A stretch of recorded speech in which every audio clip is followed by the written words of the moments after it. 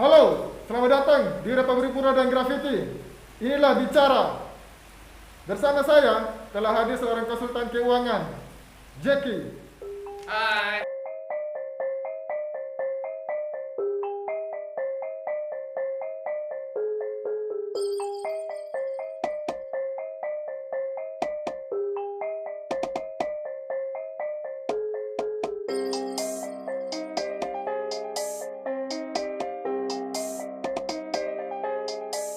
Jack, apa kabar Jack? Baik bro. Kita langsung aja lah. Gimana Jack? Lu kan konsultan keuangan. Lu melihat itu uang itu apa tuh Jack?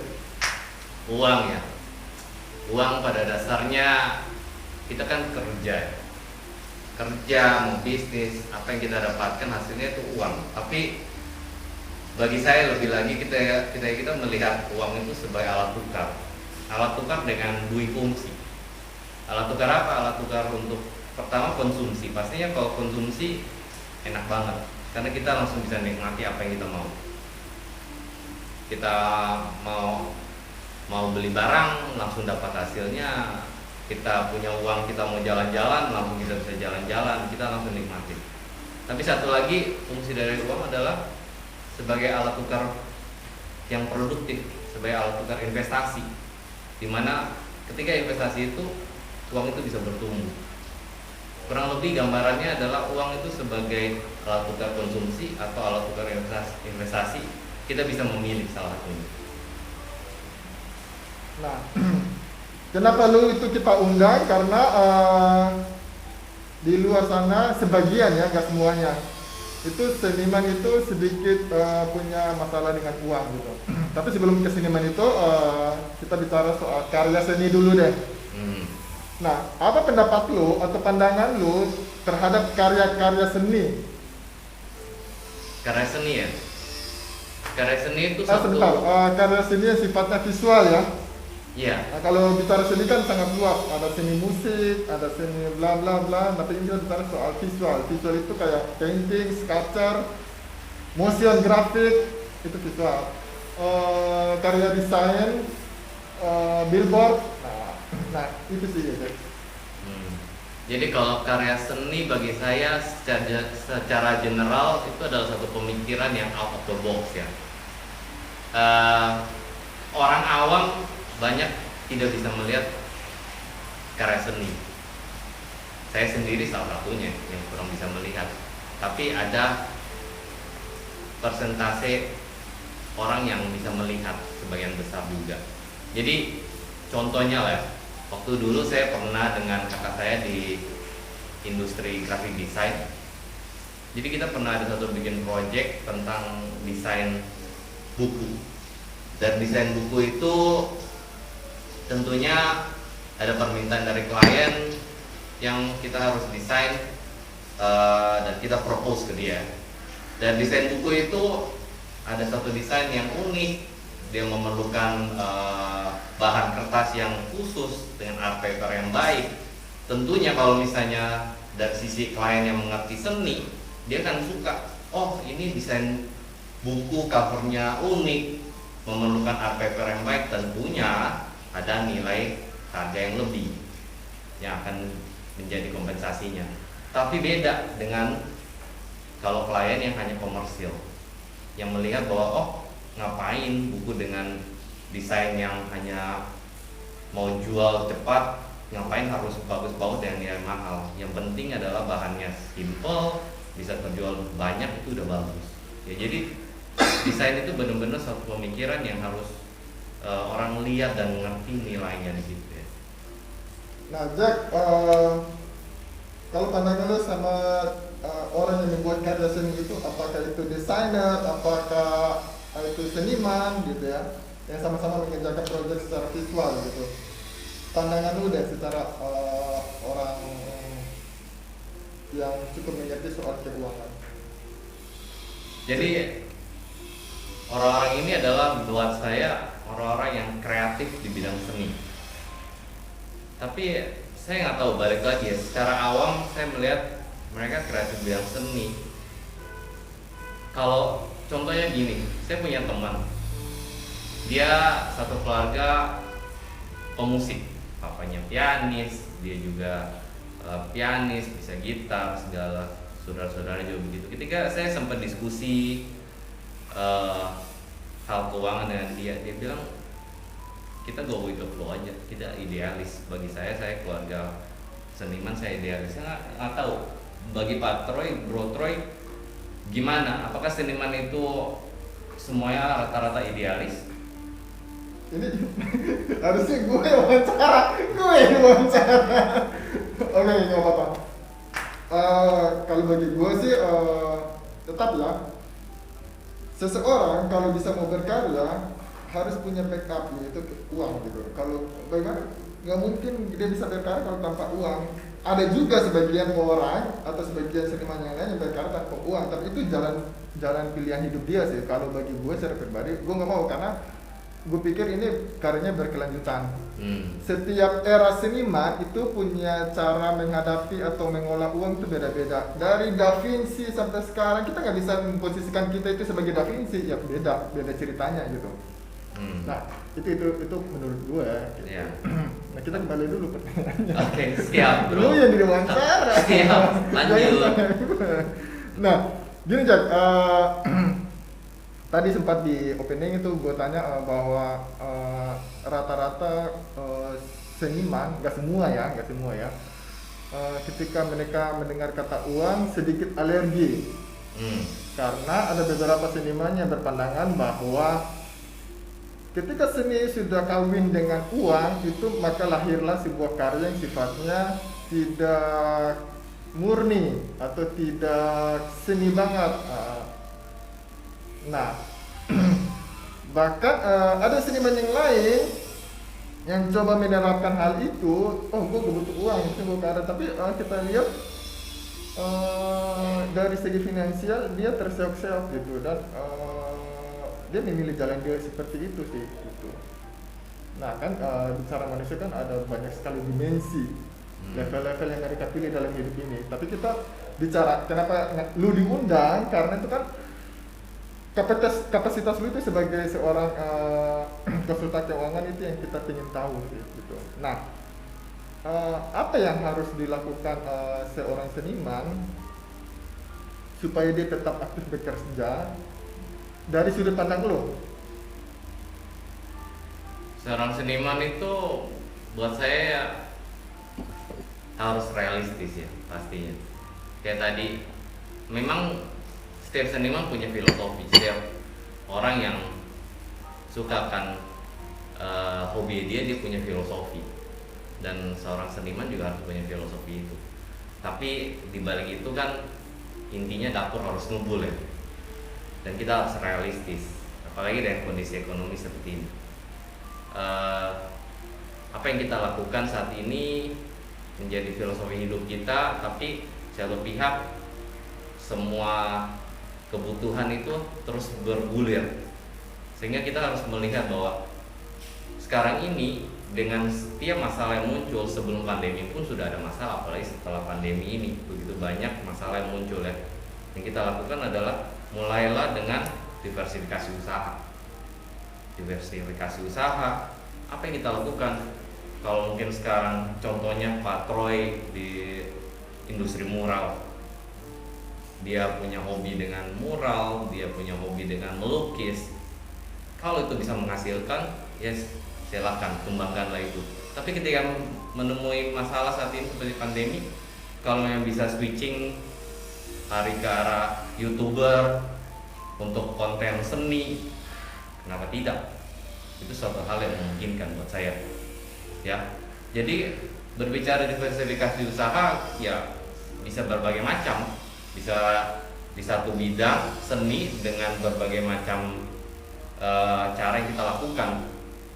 YouTuber seni, bisa juga masuk ke edukasi tentang seni, bisa juga tentang bagaimana kita mengelola komunitas. Itu semuanya tergantung dari kita, bagaimana kita mesti diversifikasi usaha. Ataupun saat ini kalau memang seorang seniman dia punya satu keinginan lebih untuk berinvestasi seperti di instrumen investasi yang berbagai macam itu, ada emas, ada tanah, ada saham, ada asuransi, ada apa, let's say barang-barang antik. Ya kenapa tidak, lakukanlah itu bagi saya.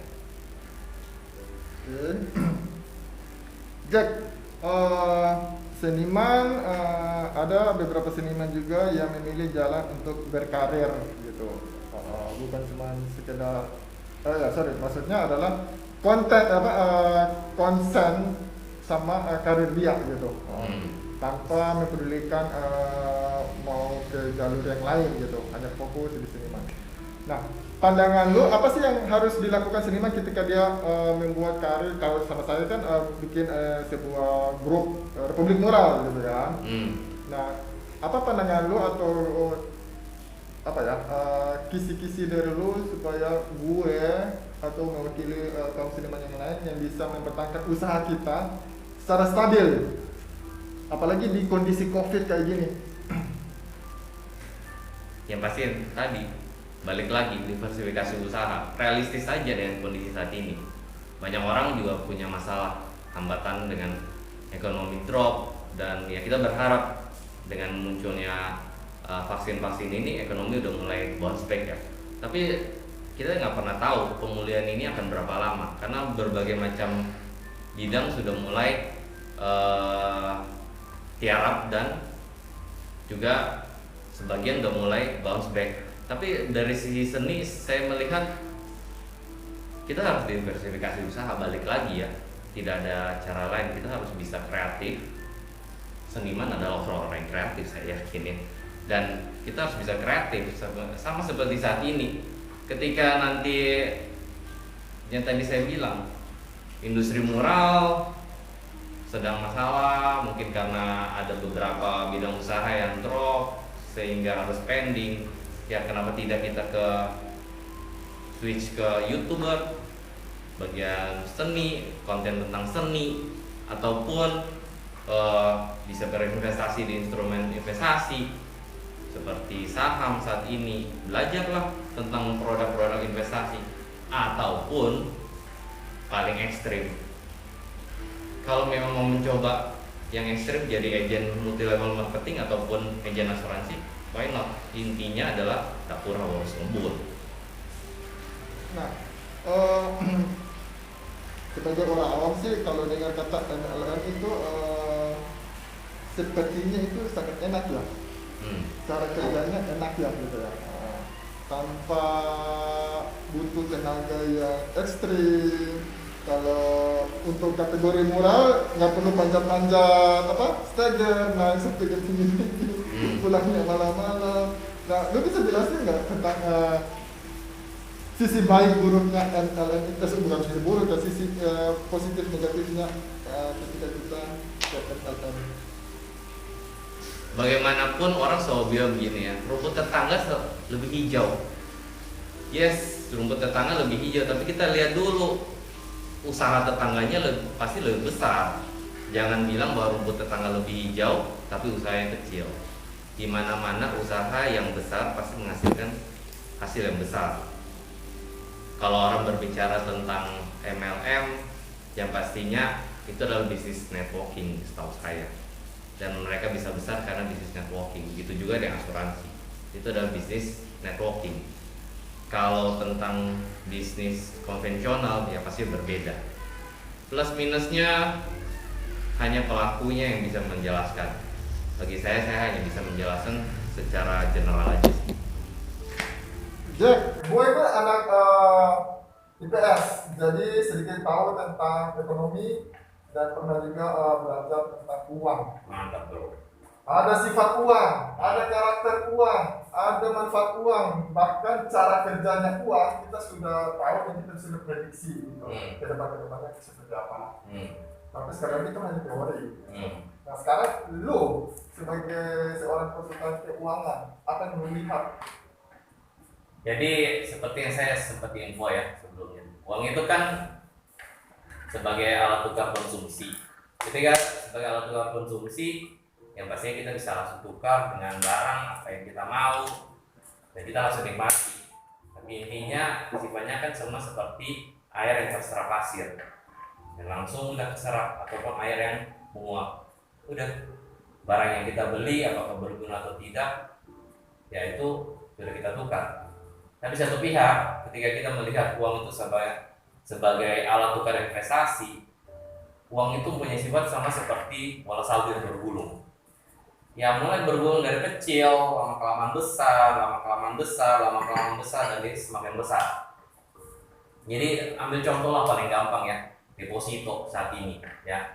Deposito saat ini Pak Troy ke bank bawa uang 100 juta. Mau deposito berapa? Bunganya 6% net. 6% net saat ini udah besar sekali ya, tapi ambillah contoh lah. Bunga bank 6% net saat ini untuk deposito sebulan. 100 juta dikali 6% setahun 6 juta. 6 juta dibagi 12 sebulan dapat 500.000. Berarti kan untuk deposito sebulan dapat 100 juta 500.000. Di bulan kedua sama lagi, taruh lagi, putar 100 juta 500.000, bunga 6%. Akhirnya dapat dalam setahun 6 juta 30.000. Dibagi 12 dapatnya 2.500. Dari situ tambahkan lagi, udah dapat total dana 101 juta 2.500. Dan akan bergulung terus. Prinsip dari sini adalah bunga yang bergulung atau compound interest. Compound interest itu tanpa disangka waktu saat ini teman-teman, waktu begitu cepat. Kita taruh uang sekarang tanpa rasa mungkin uang udah bertumbuh berapa. Intinya teman-teman, ketika kita masuk dalam investasi, pakailah dalam jangka waktu yang panjang. Ketika jangka waktu panjang, kita akan menuai nanti di saatnya. Jadi kita harus melihat investasi uang itu sebagai investasi jangka panjang. Jadi kita bisa merasakan nanti ke depan, supaya dana masa depan kita mau apa, untuk nanti keluarga kita, untuk masa tua kita, kita harus pakai buat investasi. Intinya ketika kita bekerja, satu hari nanti kita harus nikmatilah itu mulai dari sekarang, mulailah berinvestasi ya. Oke, Dek, sekarang kita beralih ke seniman yang sudah mapan gitu ya. Sudah karirnya sudah stabil, semuanya sudah baik badannya gitu. Nah, pandangan lu bagaimana dia harus bisa memanfaatkan uang dengan kategori dia yang sudah mapan? Memanfaatkan uang itu ya yang pasti kita harus ada istilah memperkerjakan uang, suruh uang kerja. Tapi masalahnya begini ya teman-teman, setiap orang itu apalagi yang sudah mapan ya, ketika punya uang, dia harus tahu resiko profilnya dia, kepribadian resikonya dia sampai semana. Ya bagaimanapun kita harus mengenal diri kita, apakah kita itu orang yang termasuk low risk. Orang-orang yang low risk akan takut dengan resiko, tetapi pasti hasilnya lebih rendah. Intinya orang yang low risk ketika punya uang lebih, dia akan taruh di deposito. Pasti bertumbuh, ya bertumbuh, tapi kecil dengan waktu yang panjang. Tapi ada juga orang-orang yang high risk profile. Orang-orang yang high risk profile, dia kan lebih berani untuk menempatkan setiap dananya. Mungkin dia akan tempatkan di bisnis yang dia jalankan lebih berisiko, ataupun dia taruh di instrumen investasi seperti saham, tapi tentunya dengan high risk dia dapat imbas hasilnya lebih tinggi pastinya. Jadi intinya adalah kita harus mengenal dulu resiko profilnya kita seperti apa, baru kita bisa mengolah uang kita lebih lanjut. Jack, Kurang lebih begitu bro. Oke, gini. Kemarin gua nonton Mike Tyson. Oke. Dulu, sekarang kalau cerita Mike Tyson sekarang sih dia sudah enak gitu ya. Tapi kalau dulu waktu awal-awal dia berkarir, ini kalau misalnya gue salah tolong diralat ya. Setahu gue itu dia pernah ada hubungan dia dengan Donald Trump. Ya, betul bro. Itu Donald Trump belum jadi presiden dan dia sebagai konsultan keuangan pribadi si Mike Tyson. Ya. Oke. Nah, dengan alasan itu, aku rasa itu Mike Tyson bisa sebesar ini, mungkin ada peranan Donald Trump juga.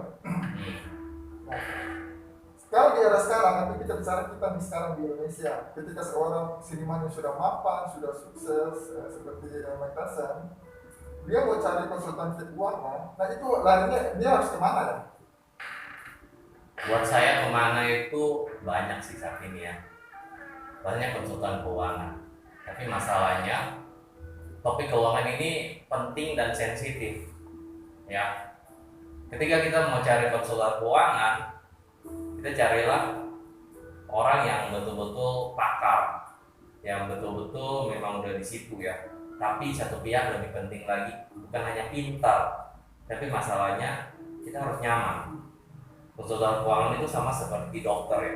Ketika kita punya penyakit, kita tahu dokternya pintar, tapi kalau misalnya dia punya cara komunikasi yang nggak enak, akan nggak nyaman buat kita untuk jalanin bersama dia.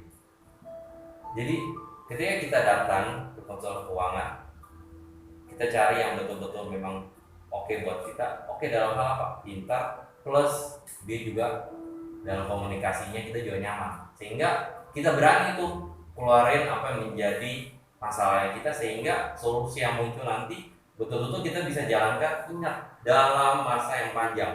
Karena pengelolaan uang ini bukan hanya dalam masalah yang pendek, dan ini bukan masalah yang cepat diselesaikan, tapi masalah yang akan terus bergulir, dan uang ini harus bertumbuh dalam jangka panjang. Sehingga kita harus cari orang yang bukan hanya pintar, tapi yang nyaman dalam berkomunikasi. Oke, jadi mungkin teman-teman di sana juga pengen mendengar apa ya poin terakhir dulu. Apa sih yang bisa sharing ke teman-teman yang ada di sana?